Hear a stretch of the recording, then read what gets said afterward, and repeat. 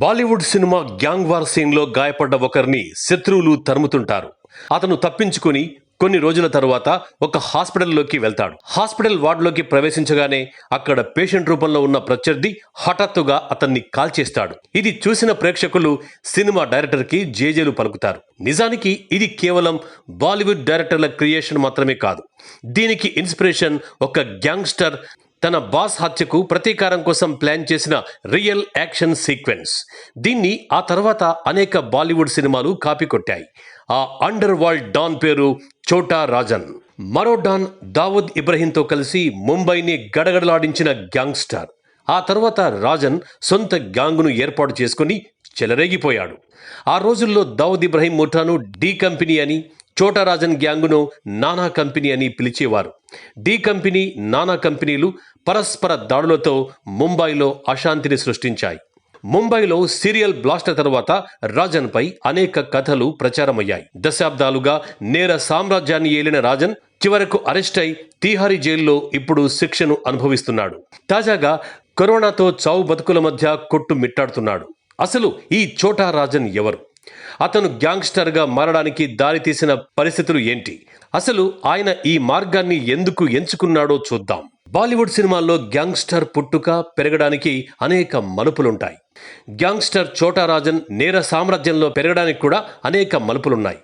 చోటా రాజన్ 1960లో ముంబై చెంబూర్లోని తిలక్ నగర్లో ఒక సాధారణ మరాఠా కుటుంబంలో జన్మించాడు. తండ్రి సాధారణ మిల్ వర్కర్గా పనిచేసేవారు. అసలు పేరు రాజేంద్ర సదాశివ్ నికల్జే. ఆయనకు చోటా రాజన్ అనే పేరు రావడానికి కూడా ఒక కథ ఉంది. ఆ కథలో బాలీవుడ్ను మించి మలుపులున్నాయి. నేరస్తుల పుట్టుకకు దారిద్ర్యమే ప్రధాన కారణం. విస్తరిస్తున్న ముంబై మహానగరంలో దారిద్ర్యంతో పోరాడుతూ అనేక మంది యువకులు పక్కదారి పట్టారు. రాజేంద్ర కూడా అదే దారిలో వెళ్ళాడు. ఆయనకు చిన్నప్పుడు చదువు మీద ఆసక్తి ఉండేది కాదు. ప్రైమరీ ఎడ్యుకేషన్తోనే చదువుకు ఫుల్ స్టాప్ పెట్టాడు. రాజేంద్రకు సుజాత బైడ్తో పెళ్లైంది. వారికి 3 కుమార్తెలు ఉన్నారు. రాజేంద్ర స్థానికంగా ఉండే గ్యాంగులతో ఉండేవాడు. చిన్న చిన్న చిల్లర నేరాలకు అలవాటు పడ్డాడు. సినిమా హాళ్ల ముందు బ్లాక్ టికెట్లు అమ్మడం ప్రారంభించాడు. ఈ సందర్భంగా పోలీసులతో తలపడ్డాడు. పోలీసులపై దాడితో అతను ఒక్కసారిగా ముంబైలో గ్యాంగుల దృష్టిలో పడ్డాడు.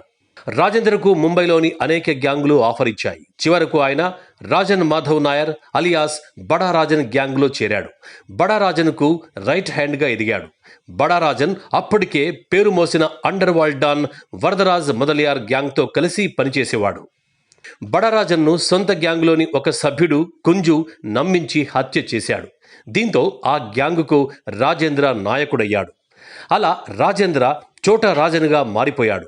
కుంజుపై ప్రతీకారం తీర్చుకునేందుకు చోటా రాజన్ వరుస దాడులు నిర్వహించాడు. అవి బాలీవుడ్ సినిమా స్థాయిలో ఉండేవి. ఆ ఘటనలు బాలీవుడ్తో పాటు అనేక గ్యాంగులను ప్రభావితం చేశాయి. ఆ క్రమంలో ఆయన దావూద్ ఇబ్రహీంతో భేటీ అయ్యాడు. ఆ భేటీ అనంతరం చోటా రాజన్ దావూద్ గ్యాంగ్లో చేరాడు. ఆ తర్వాత ఆయన కుంజుపై ప్రతీకారం తీర్చుకున్నాడు. దావూద్ ఇబ్రహీంకు నమ్మకస్తునిగా మారిపోయాడు. దావూద్ గ్యాంగ్లో చోటా రాజన్ను నానా అని పిలిచేవారు. చోటా రాజన్ ప్రవేశంతో ముంబైలో దావూద్ బలం పెరిగింది. వారు రెచ్చిపోయి ముంబైలో వసూళ్ల పరువానికి తెరతీశారు. అక్కడ ప్రతి బిజినెస్ మెన్ దావూద్ గ్యాంగ్కు మామూళ్లు చెల్లించాల్సిందే. ఆ సొమ్మును నేరుగా చోటా రాజనే అందుకునేవాడు. ఆ కాలంలో ఆయనకు 120 పబ్బులు, హోటళ్లు ఉన్నట్టు చెబుతారు. ఈ క్రమంలో దావూద్ ఇబ్రహీం సోదరుడు సబీర్ ఇబ్రహీం కాస్కర్ హత్య జరిగింది. దావూద్ ఈ హత్యకు పాల్పడ్డ గ్యాంగ్స్టర్పై ప్రతీకారం తీర్చుకునే పనిని చోటా రాజన్కు అప్పగించాడు. ఆ విషయంలో చోటా రాజన్ విఫలమయ్యాడు. ఇదే దావూద్ గ్యాంగులో చోటా రాజన్ పతనానికి కారణమైంది. సాధారణంగా బాలీవుడ్ సినిమాల్లో గ్యాంగుల్లోని సభ్యుల మధ్య పోటీ ఉంటుంది. తరచూ వారు తమలో తాము పోటీ పడుతుంటారు. ఒకరిపై మరొకరు అసూయ పడుతుంటారు. ఇది కూడా సినిమా వాళ్ల క్రియేషన్ కాదు, దావూద్ గ్యాంగ్లో జరిగిందే.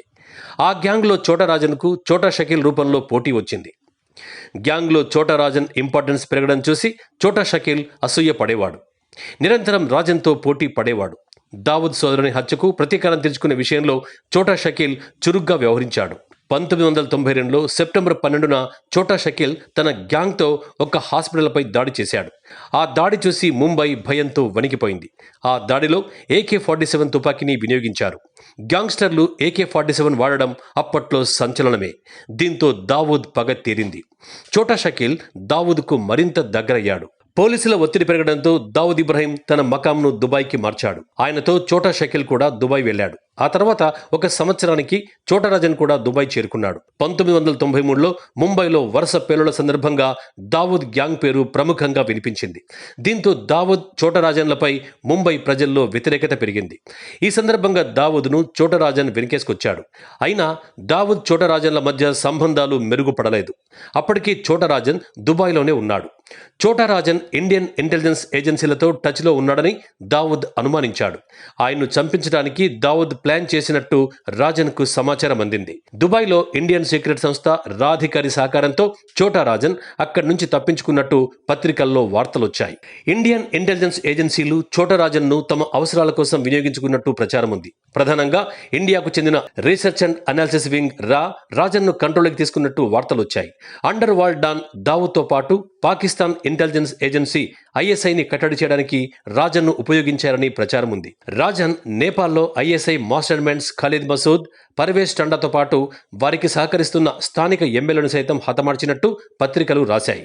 కరాచీలో దావూద్ ఇబ్రహీంను కూడా హతమార్చడానికి రాజన్ ప్రయత్నించినట్టు ఆరోపణలున్నాయి. బాలీవుడ్ సినిమాలో ప్రధాన గ్యాంగ్ ఎదురు తిరిగితే అతనిపై దాడులు ప్రారంభమవుతాయి. ఇది కూడా బాలీవుడ్ స్క్రిప్ట్ కాదు, చోటా రాజన్ జీవితంలో జరిగింది. దావూద్ గ్యాంగ్తో విడిపోయిన చోటా రాజన్ ఆత్మరక్షణలో పడ్డాడు. రాజన్ కోసం దావూద్ వేట ప్రారంభించాడు. ఆయనపై దాడులు ప్రారంభమయ్యాయి. బాలీవుడ్ సినిమాల మించి దాడులు జరిగాయంటే అతిశయోక్తి కాదు. ఆత్మరక్షణ కోసం చోటా రాజన్ ఆసియాలోని అనేక దేశాలకు వెళ్ళాడు. కౌలాలంపూర్, ఇండోనేషియా, కంబోడియా దేశాలు తిరిగాడు. చివరకు బ్యాంకాక్లో తలదాచుకున్నాడు. తన వివరాలు బయటకు రాకుండా జాగ్రత్తలు తీసుకున్నాడు. అయినా చోటా షకీల్కు రాజన్ అడ్రస్ దొరికింది. 2000 సంవత్సరం సెప్టెంబర్లో అతని అపార్ట్మెంట్పై దాడి జరిగింది. స్థానిక పోలీసుల సహాయంతో రాజన్ హాస్పిటల్లో చేరాడు. దీంతో రాజన్ బ్యాంకాక్లో ఉన్నట్టు వెల్లడైంది. అక్కడి నుంచి రాజన్ తప్పించుకున్నాడు. అక్కడ కూడా ఇండియన్ ఇంటెలిజెన్స్ ఏజెన్సీలు ఆయనకు హెల్ప్ చేసినట్టు వార్తలొచ్చాయి. ఇది కూడా బాలీవుడ్ యాక్షన్ సీక్వెన్స్లను మరిపిస్తుంది. రాజన్ హాస్పిటల్ 4వ అంతస్తు నుంచి దూకి పారిపోయినట్టు వార్తలొచ్చాయి. ఆ తర్వాత రాజన్ ఇందుకు ప్రతీకారం తీర్చుకున్నాడు. ఆ తర్వాత చోటా షకీల్ ప్రధాన అనుచరులను రాజన్ హత్య చేయించినట్టు వార్తలొచ్చాయి. ఈ సంఘటన తర్వాత చోటా రాజన్ ప్రాణభయంతో అదృశ్యమైపోయాడు. అండర్ వరల్డ్తో కూడా కార్యకలాపాలు నిర్వహించలేకపోయాడు. 2001లో తిరిగి చోటా రాజన్ పేరు ముంబైలో వినిపించింది. ఆ సంవత్సరం mid day senior crime reporter Jyotirmoy Dey హత్య జరిగింది. ఈ హత్యలో చోటా రాజన్ పేరు వినిపించింది. 2013లో ముంబైలో జరిగిన 2 బిల్డర్ల హత్యల సందర్భంగా కూడా చోటా రాజన్ను అనుమానించారు. ఆయన అరెస్టుకు ఇంటర్పోల్ రెడ్ కార్నర్ నోటీసును జారీ చేసింది. మరోవైపు ఆయనపై దావూద్ వేట కొనసాగుతూనే ఉంది. దీంతో రాజన్ గ్యాంగ్ నిర్వీర్యమైపోయింది. ఇండియాలో ఆయన గ్యాంగును విస్తరించాలని ప్రయత్నించినా సాధ్యం కాలేదు. అధికారులు అందుకు సహకరించలేదని వార్తలొచ్చాయి. 2014 నాటికి చోటా రాజన్ గ్యాంగ్ పూర్తిగా అంతరించిపోయింది. ఉత్తరప్రదేశ్లోని కొంతమందితో మాత్రమే ఆయన టచ్లో ఉండేవాడు. 2015లో చోటా రాజన్పై ఆస్ట్రేలియాలో దాడి జరిగినట్టుగా ప్రచారం జరిగింది. అనారోగ్యం, గ్యాంగ్ బలం తగ్గిపోవడంతో రాజన్ కార్యకలాపాలు కొనసాగించలేకపోయాడు. ఆ తర్వాత హఠాత్తుగా ఇండోనేషియా రాజధానిలో చోటా రాజన్ అరెస్ట్ అయ్యాడు. అక్కడి నుంచి ఆయన్ను ఇండియాకు అప్పగించారు. రాజన్పై 70కి పైగా కేసులున్నాయి. ఈ నేరాల మాటలా ఉన్న జర్నలిస్ట్ జ్యోతిర్మయి డే హత్య కేసులో చోటా రాజన్ దోషిగా తేలాడు. తాను బ్లాక్ సినిమా టికెట్లు అమ్మి క్రైమ్ కెరీర్ను ప్రారంభించిన చోటే కోర్టు అతనికి జీవిత ఖైదు విధించింది. తిహార్ జైల్లో శిక్ష అనుభవిస్తున్న రాజన్కు కరోనా వైరస్ సోకింది. పరిస్థితి విషమించడంతో ఢిల్లీలోని ఎయిమ్స్లో చేర్చారు. తన సాయుధ బలగంతో అండర్ వరల్డ్ సామ్రాజ్యాన్ని ఏలిన చోటా రాజన్ చివరకు కంటికి కనిపించని వైరస్ చేతిలో చిక్కి చావు బతుకుల మధ్య కొట్టుమిట్టాడుతున్నాడు. ఆయుధాలు అన్ని చోట్ల ఉపయోగపడవన్న సత్యాన్ని ప్రపంచానికి తన జీవితం ద్వారా అందరికీ చెబుతున్నాడు the great underworld don Chhota Rajan.